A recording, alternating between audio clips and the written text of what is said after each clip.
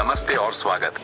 आप देख रहे हैं, पेश है देश की सबसे अहम खबरें, शीर्ष समाचार, विस्तृत राष्ट्रीय समाचार, डिटेल नेशनल न्यूज, 12 जून 2024। 1. प्रधानमंत्री का ओडिशा और आंध्र प्रदेश दौरा, पीएमएस विजिट टू ओडिशा और आंध्र प्रदेश। प्रधानमंत्री नरेंद्र मोदी आज ओडिशा और आंध्र प्रदेश में होने वाले नई सरकारों के शपथ ग्रहण समारोह में मुख्य अतिथि के रूप में शामिल होंगे। इन राज्यों में हाल ही में हुए विधानसभा चुनावों के बाद बीजू जनता दल, बीजेड और वाईएसआर कांग्रेस पार्टी, वाईएसआरसीपी क्रमशः सत्ता में वापसी कर रही हैं। प्रधानमंत्री मोदी के इस दौरे को केंद्र और राज्य सरकारों के बीच सहयोग मजबूत करने के प्रयास के रूप में देखा जा रहा है।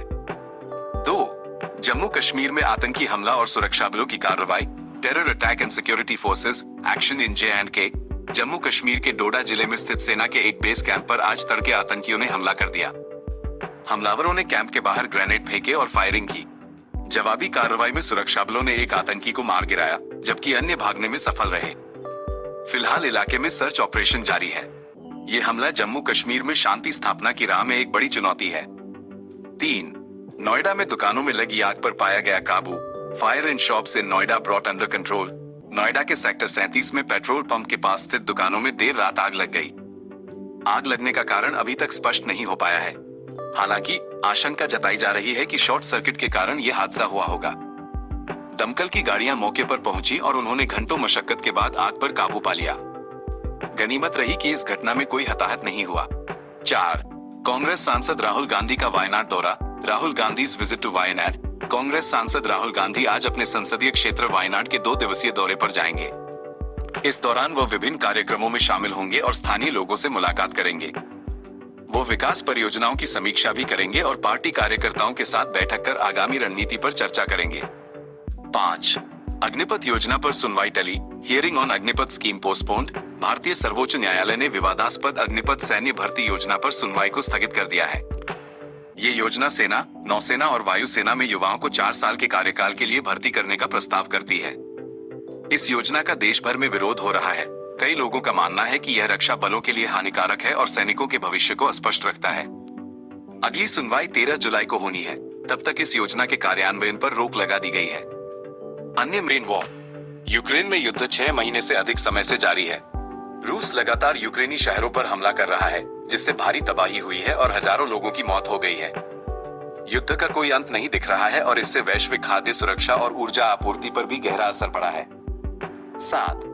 अमेरिका ईरान संबंध, यूएस ईरान रिलेशंस।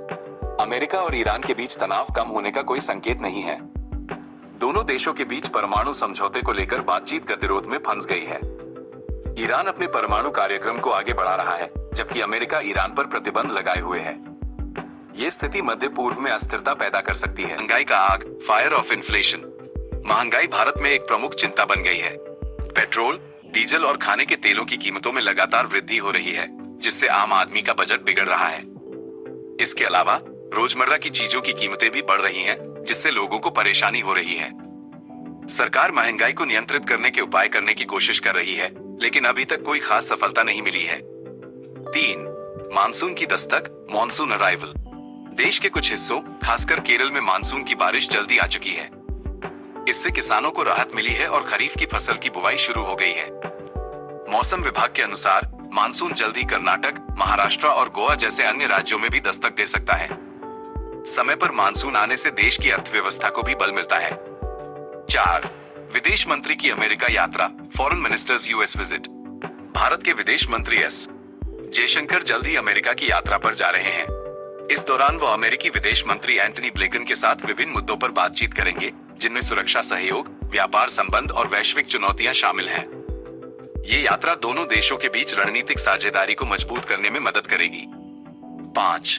कोविड-19 अपडेट, कोविड-19 अपडेट। भारत में कोविड-19 के मामले लगातार कम हो रहे हैं। पिछले कुछ दिनों में रोजाना सामने आने वाले मामलों की संख्या 3000 से कम हो गई है। हालांकि विशेषज्ञ अभी भी सावधानी बरतने की सलाह दे रहे हैं और लोगों से मास्क पहनने और सामाजिक दूरी बनाए रखने का आग्रह कर रहे हैं। साथ ही कोविड-19 के टीकाकरण अभियान को भी तेज करने की जरूरत है।